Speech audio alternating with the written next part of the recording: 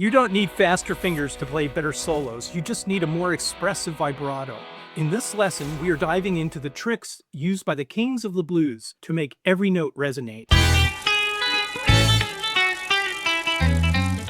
Okay, I'm going to actually start out with a pet peeve of mine, and that is that I go to hear guitar players, and they may be really great guitar players, but what happens is I start to notice that every time they get to the end of a riff, they use the same exact vibrato. Like it might be something like this.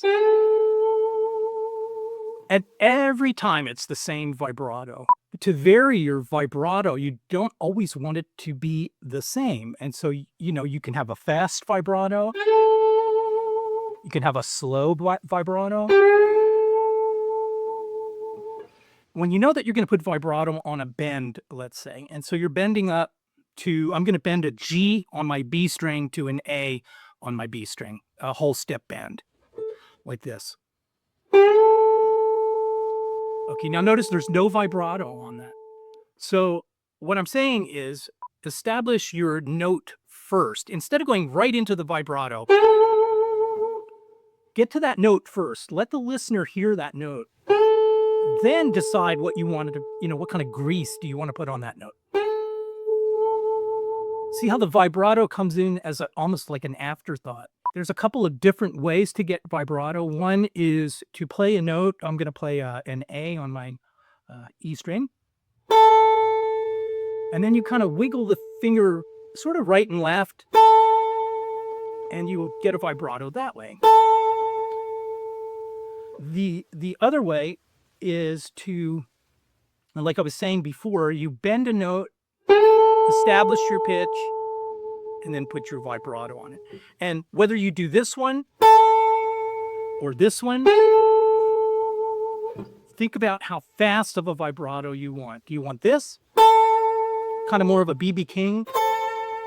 Or do you want more Eric Clapton, slow hand, kind of very subtle? I kind of challenge you to listen to B.B. King, Freddie King, and Albert King especially, and how they use vibrato. But let's talk about B.B. for a second. So one of the things that B.B. likes to do is play on a minor chord. I'm going to take A minor. And we know that the root is this note A. But instead of B.B. just coming in and starting on that, he's going to give you a note that leads to that A. And that is the fifth of the key. So you're going from the fifth of the key to the root. You could do it here, here. It's all over the place. So once you do that, you hit that A a second time. So you're going E, A, and then you hit the A again.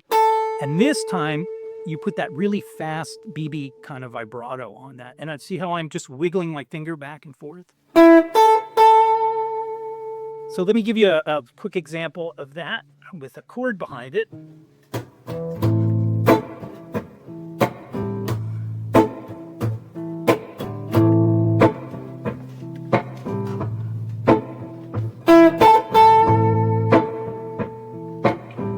Now, the other thing that BB does is, again, he wants to give you this A, and he's going to play the next note of the scale, which is this C up here on the 8th fret.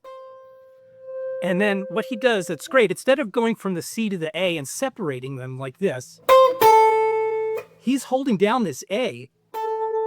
Then he comes up here and grabs this C with his pinky, and he pulls that note. He does a pull off like this. I'm dragging the finger towards the floor and kind of flicking off of the string. And when I do that, I'm releasing it to the A that I already have here. And then I can put the vibrato on it. So now I've got two nice licks. By the way, BB is just famous and it's so great. He just leaves so much space. It just sucks your listener in when you do that. So I'll give you an example. I'm going to play the first riff and just let it sit for a second.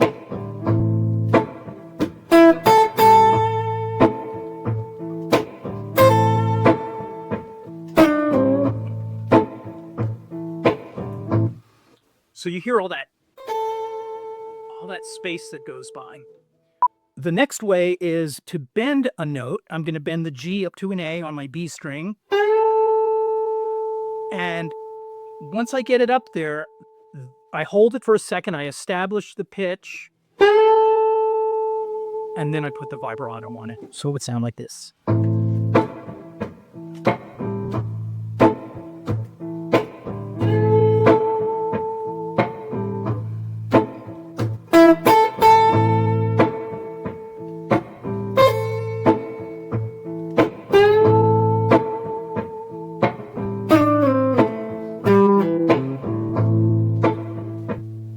Again, all that space is so effective.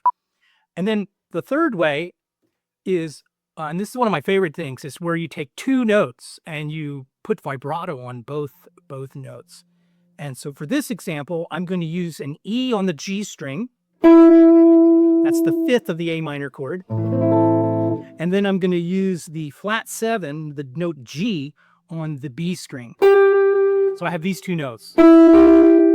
Now listen to that. It's kind of like a B3 organ lick. Yeah, you'll hear them do this sometimes. It would sound like this. No vibrato.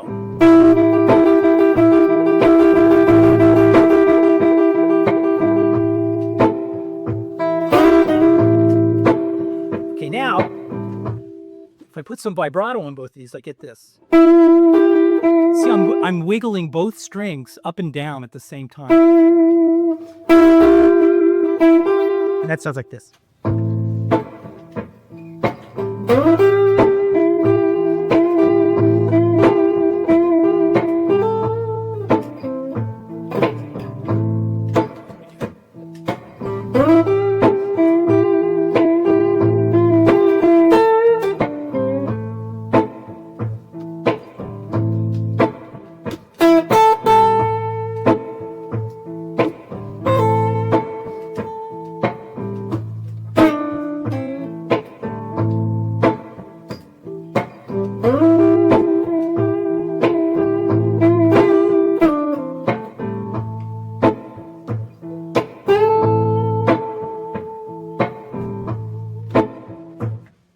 So, for me, that just goes right to the heart when you do that.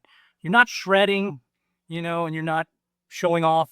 Man, you're just getting in the groove, and you're giving those notes to your listener. And I'm telling you, it really pulls your listener in when you give them all that space. Why does it do that? Because they're waiting. They're waiting for, what are you going to do next? Okay, so that's just a little bit about vibrato. And like I say, I think it just comes down to being more aware of your vibrato. Be conscious of it.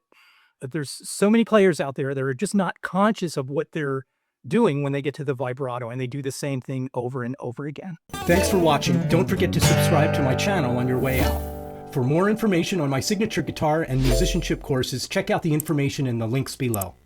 Bye for now.